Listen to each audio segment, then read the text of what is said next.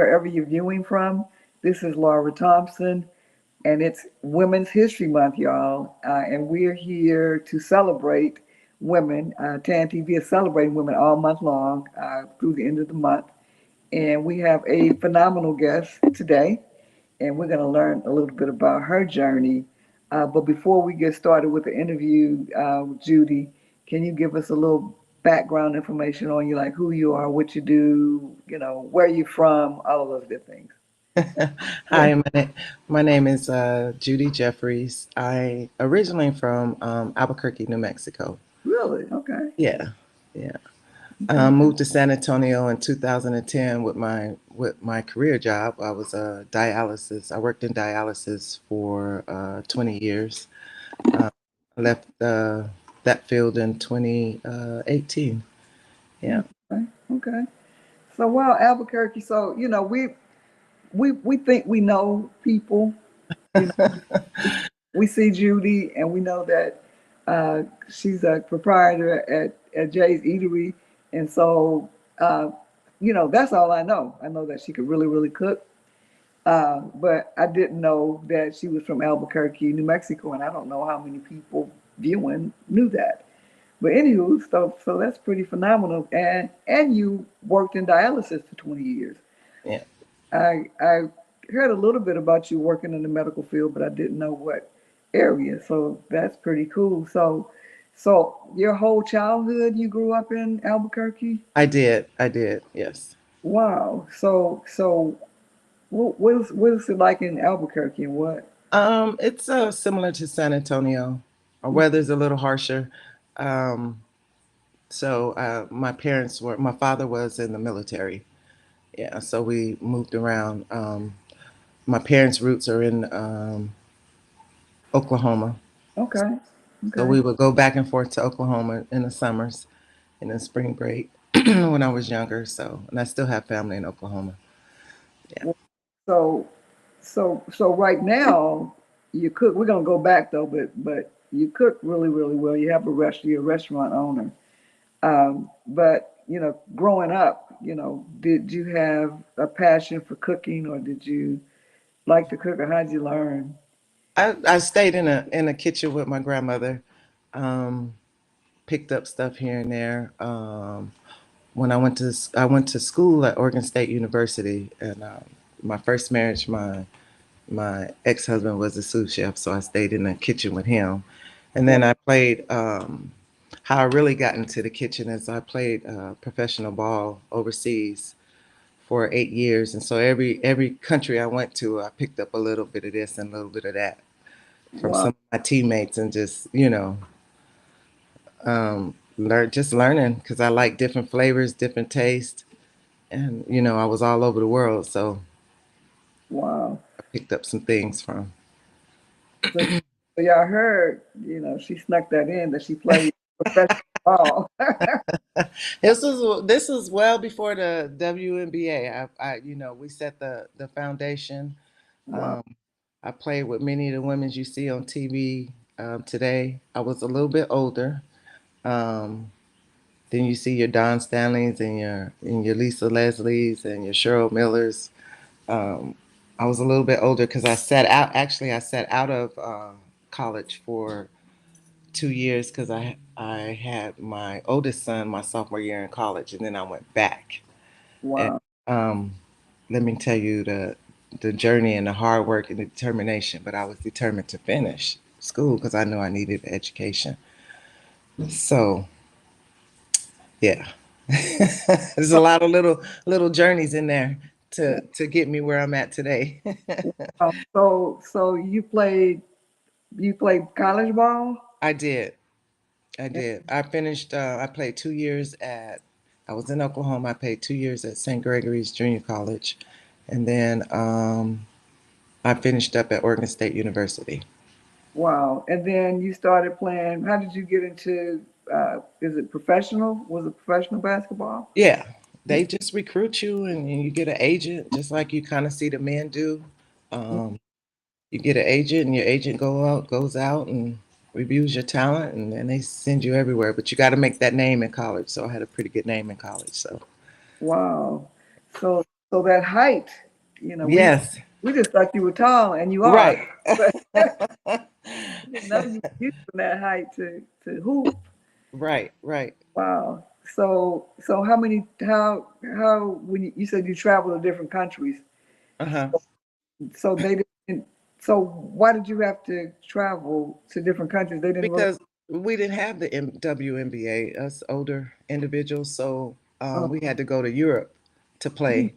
okay. And so I played in, actually I was in Barcelona when the Olympics was there in '92. Wow. So that was a really good um, year for me because I had fun and I got to see everybody that I missed from home. So Wow. um, yeah, so I've been to Barcelona, Greece, Italy, Japan, Turkey, all over. Wow. So that's why you're so calm. I said she's got to be the That's what my husband tell me. He gets anxiety, and I'll be like, "Calm down, okay." So a lot of that, working in the medical field. I'm a dialysis nurse, and I started out from the bottom in that field and worked my way up. I went to school, got my nursing degree. So you got to have a calm head, so you know what you're doing. right. Yeah, It no pressure, no pressure. could be frantic. Everything is just going, Right, and Judy comes out. Okay, okay, okay. so right, right. so how did you get into nursing and dialysis? So the first, man, I have so many. So the first, my first career was in mental health. I did Okay. 18 years in mental health. Wow. I was a liaison in behavior health between courts and mental health. So we would get our patients and candidates would come from juvie or abuse or just depend on what the court system was.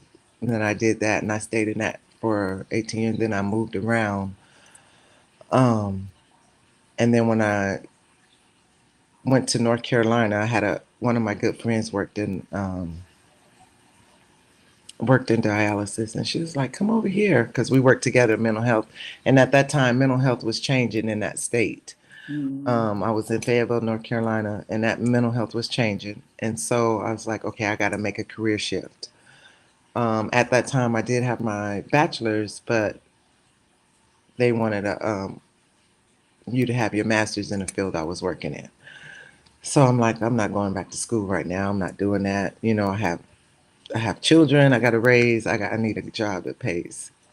So that's initially how I got into dialysis, and I liked it. So I'm like, okay, I see a future in this, and started at the bottom and worked my way up. And wow. I left dialysis as a facility administrator, so I was working in administration, so running the clinic. Wow. So Yeah, I've a lot of, I mean, there were several women, not a lot of women, but several women that have had their children young, in college, uh, and they work their way through anyway.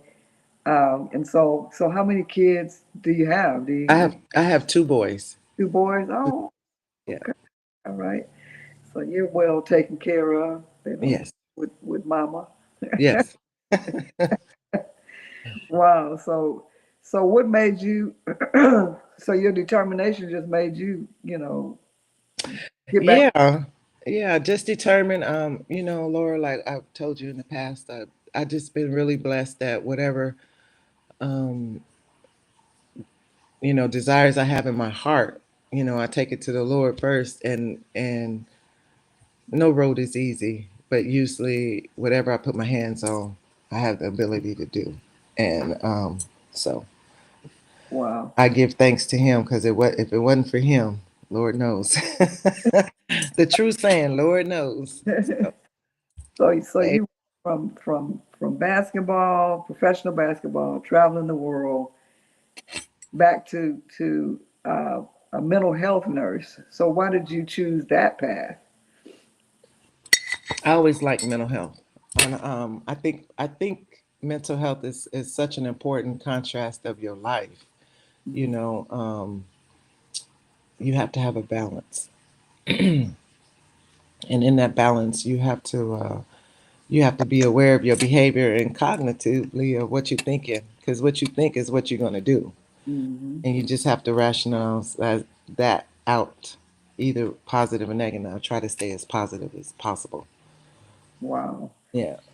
And so you just went to dialysis to because you didn't want to go back to school, or you had a Yeah, well, my son, so there was my oldest son. So let me back that up. So my two boys are 10 years apart. So when I was working in dialysis, I had my youngest son, and he was 2. He had just turned 2, and I'm like, no, school is not it. But I did go back to school and got my master's in healthcare administration because I was in dialysis. And so I just knew I wanted to be in the corporate world, or so I thought, until I got in the corporate world. And I'm like, oh, this is crazy. This, this ain't for me.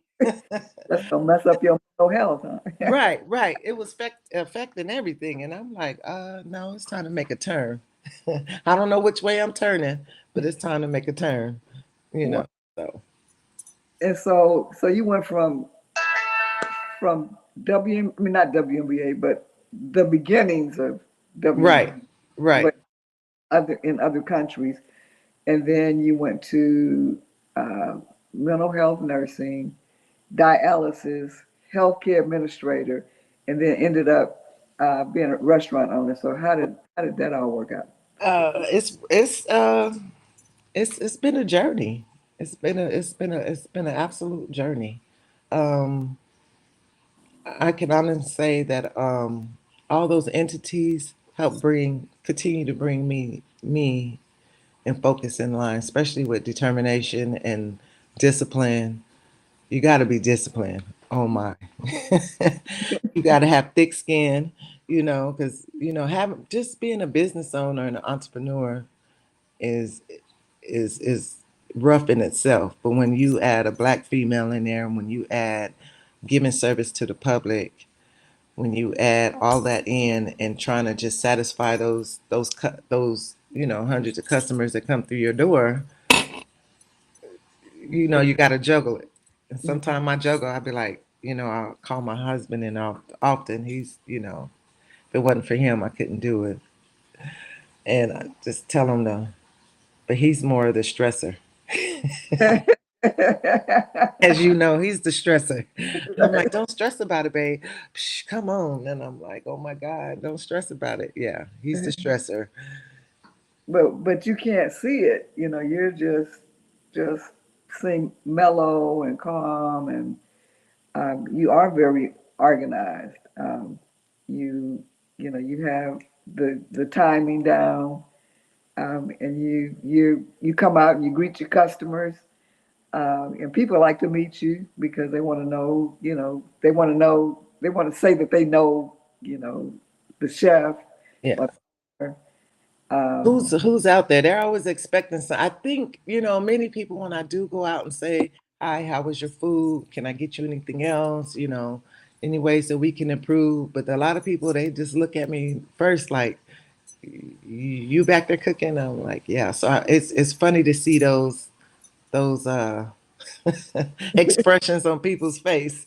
I don't know if I'm supposed to have flour on it, I or know, I know. I don't know how I'm supposed to look when I go out, but I'm like, hi. I'm very, very down to earth. I come out with my t-shirt on and my apron, and I just want people to feel at home and at ease when they come to the restaurant, because we don't have that anymore. We don't have the ability to sit down. Everything is rush, rush, rush, go, go, go. Mhm. Sometimes we just need to relax. Right. That's the tagline in the restaurant is, delicious bites, central conversations. And delicious bites try to fix, food that is good for the soul. And then delicious, central conversation is just to have a pleasurable conversation, because we don't have those no more. Everybody's texting. I'm like, pick up the phone and call me. Even I tell my kids, Right. texting me. I want to hear your voice. I want to see your face. I want to hold on to you. Don't just text me. I don't know Right. what that means. That could right. be anybody on the other end of the phone. He's like, Mom, it takes a village though. It takes a village. So you didn't you the location that you're in now, you didn't start. So where tell us where you started. So initially, my husband and I had talked about, Brian and I had talked about getting a food truck. So we went out, and this is right before the pandemic. So we went out and we started looking at food trucks, what we want, what size, what we doing. We had all mapped it all out. And then we were doing catering at the time. So I was in a ghost kitchen Hmm. and we were doing events and catering. And um, which was over behind Coca-Cola on Commerce Street, right across the street from Second Baptist. I can't. Uh, I think it was Echo Lodge, Echo Strips. Yeah, we were over there. We were over there for about a year and a half, and they had a. She had a Miss. My mind is blank right now, but she had an extra room on the side. We was like, how about we just turn that into it and see what's going on, see if the public, respond, and the response was good. So then once our lease was up, because that was a ghost kitchen. So once that was up, we started looking for other places, and we knew somebody who knew somebody that had where we're at right now, um, that available. So here we are. And so what was the premise of the restaurant was because you wanted it to have like a down home feel. Yeah, I wanted to have a down home, but I wanted to have an atmosphere. Initially, I started out for. I said, I told Brian, I said, hey, as females, we don't have anywhere to go. We don't. I said the men have the cigar lounges. Y'all can go to the bars. Y'all can go. I said as women, we don't have a place just to sit down and have a conversation to do sisterhood, and Mm, we don't have that. We still don't have that. And that's my ultimate goal is to get us somewhere where we can go after work. Hey, this is what's going on. I need a conversation. Because you go to other restaurants, you got to scream over everybody. You got mm, to see the babies. We are family friendly, but it's I mainly tie that to us adulthood. We will serve a family that comes in. We don't turn anybody away, but I don't have a children's menu for that main reason. Because as adults, if we don't connect, we can't do anything at home. We mm. can't take care of ourselves. We can't take care of our children like we need to. We're always giving to others, and we never have any time to give to ourselves. And Wow. I want to get that sisterhood back in there. I really do. Okay. So that's kind of tied back into mental health Correct. and coming Correct. to a place to unwind, to release. Probably maybe before you go home. So that you Right. be in the right state of mind to care for your family.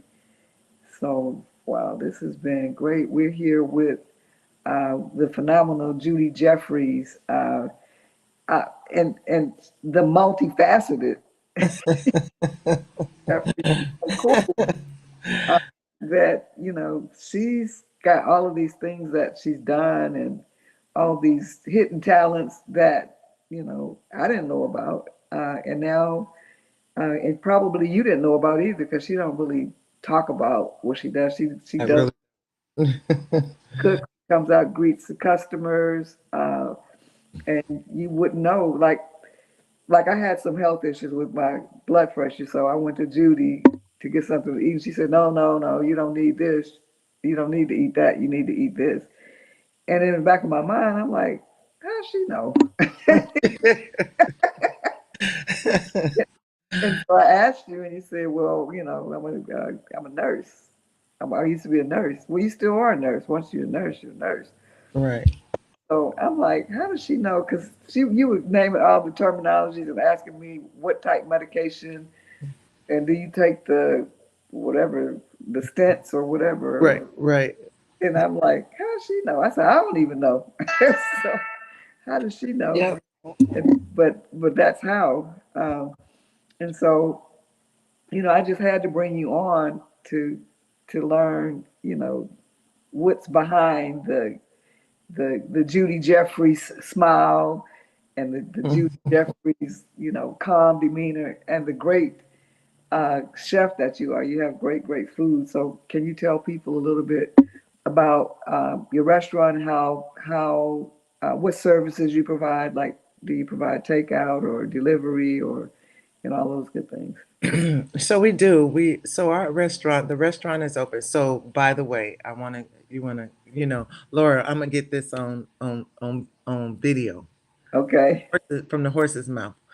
So the J's Eatery is the name of our restaurant. The J stands for Jeffries. My husband would tell you it stands for Judy, but it doesn't. It stands for Jeffries, which is our last name. He said, no, that stands for Judy. I'm like, well, no, it doesn't. So that's an inside joke. Okay.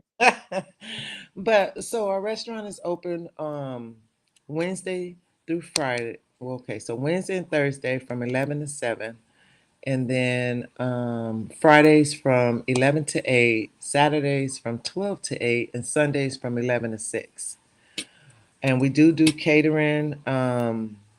We do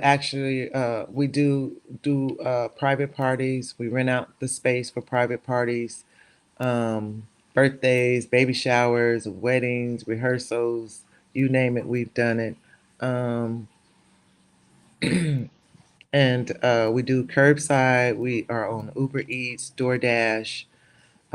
If you go to our website, you can order off our website, and we do deliver as well. I think in a 10 or 12 mile radius. Um, Wow. but yeah, just check us out. You need us to go curbside, we're running out curbside. You just gotta let us know. Um, I think the the biggest thing I would really want people to know and understand is like you say, timing is everything. We are a small restaurant. We do most of our orders order to eat, or made to order, just so to come out fresh. Because soul food is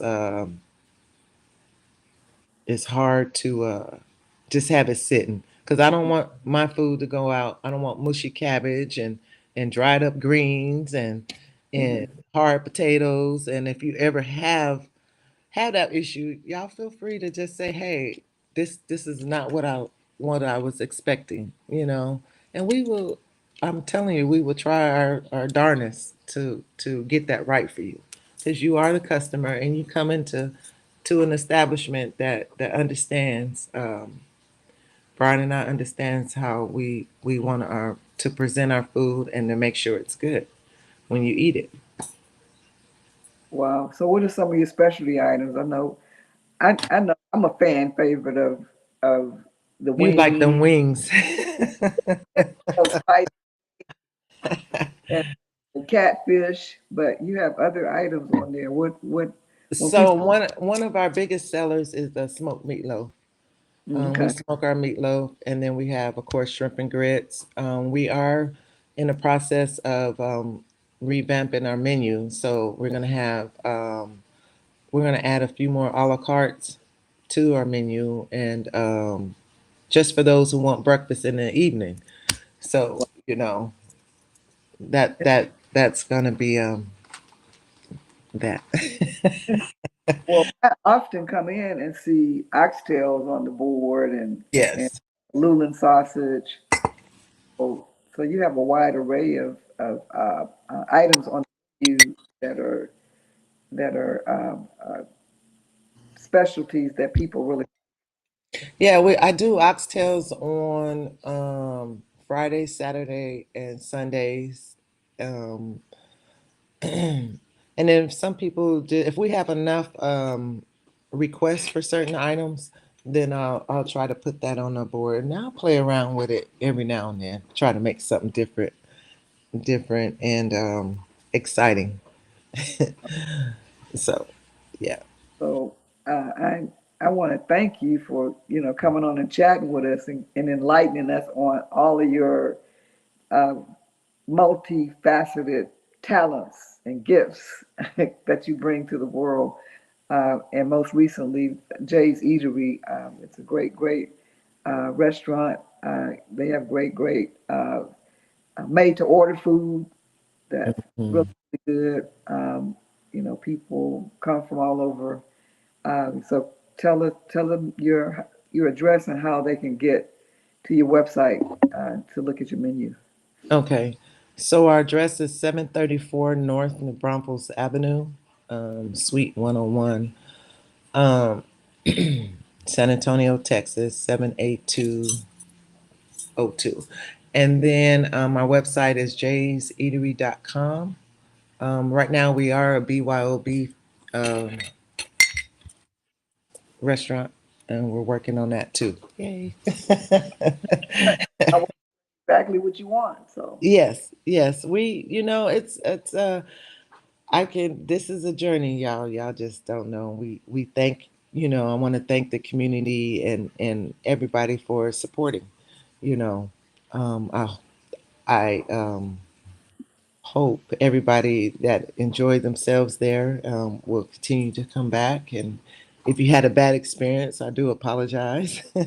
Come back so we can address that and fix that, and so you could just, feel at home. Feel at home. wow. Um, so I wanted to say happy Women's History Month to you. Thank you. You as well. And we like to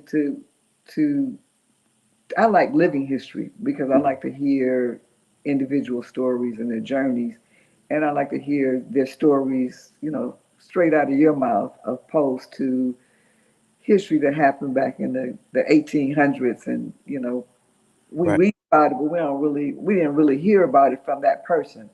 And so, we want to thank you for all that you do to contribute to the community and to the city of San Antonio and to your patrons. And just say happy Women's History Month because it's Women's History Month. Yes, Uh, it is. so you've been tuned into it's here on TAN TV. It's Women's History Month, the African American Network, where we have a local feel with the global reach. And thank you so much, Judy, for hanging out with me for a little bit and Thank you. Thank you for having me. telling us some of your secrets. Back on. I have secrets. Well, I mean, you played basketball, Oh, those secrets, my life secrets. Yeah, right? I Right, right. don't yeah, I don't share a lot of that all the time unless we get in a conversation. And then I get passionate, but I think if I could say one thing to the audience, no matter your age, no matter life, if you put your mind to it, you can do it.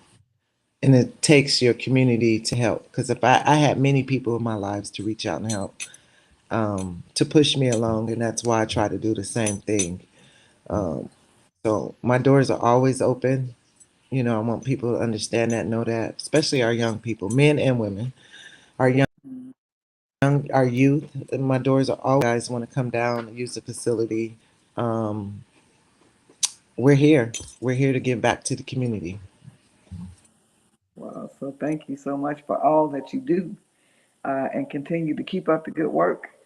Thank And you. Thank you. again, you're welcome. And you've been tuned into It's Women's History Month on CAN TV, the African American Network, where we have a local feel with the global reach. And thank you so much, Judy, for hanging Thank out with you. us. Ciao. Ciao.